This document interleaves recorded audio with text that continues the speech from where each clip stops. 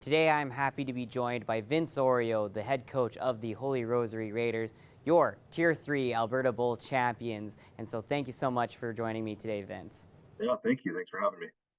Last time we talked to you, Vince, you guys had just made it past the first round of the Tier 3 provincial playoffs. You were then going into the second round, taking on the Ardrossan Bisons, and you guys had a very good game against them. Just talk to me about how you guys played, especially with you shutting them out, just like you shut out the first team you guys came up against.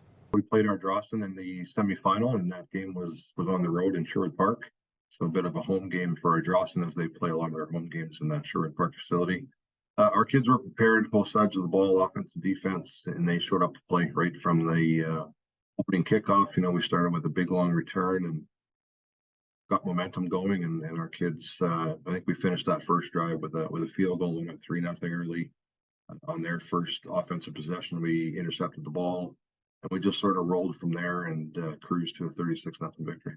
And then the finale where you guys took on the Cardstone Cougars. And while you didn't score as many points as you had against the other teams, you still had a very strong defensive showing, only limiting that team to 6 points. Talk to me especially about how good that defense was playing for you guys today, and just overall how that Alberta Bowl went.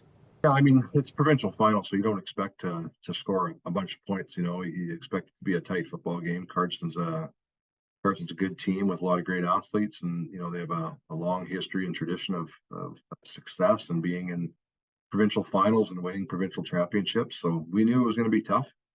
We set the kids up, and both RO and defensive coordinators put the kids in good positions and had good systems in place, and we were able to execute. We took a 14-0 lead into half, and kind of sealed the deal late with a touchdown to put us up 28-0, and then we were hoping for the shutout.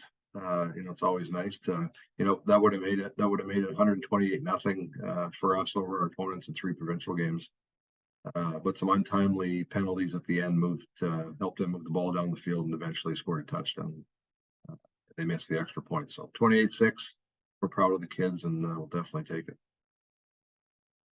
And so, Vince, you guys have won the Tier 3 provincials now 2 times in a row. What have been the keys to your guys' success so far, whether it's the coaching staff or the players that have made you guys such a force on the provincial level? I mean, our coaching staff hasn't changed. We have some really great consistency there with coordinators and position coaches, and we all sort of share the same ideas on how we want to develop our team and put our team in a good position to win. As far as players are concerned, our senior kids, this is their 3rd provincial final in a row, 2nd victory in a row. So I don't really want to single anybody out because it takes the effort of all of them to have that success. And last year we were able to start some grade 10s, so they were sort of in it right from the very beginning of the season. They experienced that success, and then they were able to take that into this year and have some leadership. So it was we had a small grade 12 group. I think there's only maybe 5 or 6 kids that in their senior year that dressed, but a whole bunch of grade 11s that we relied on that experience they gained last year. So really a team effort in that regard.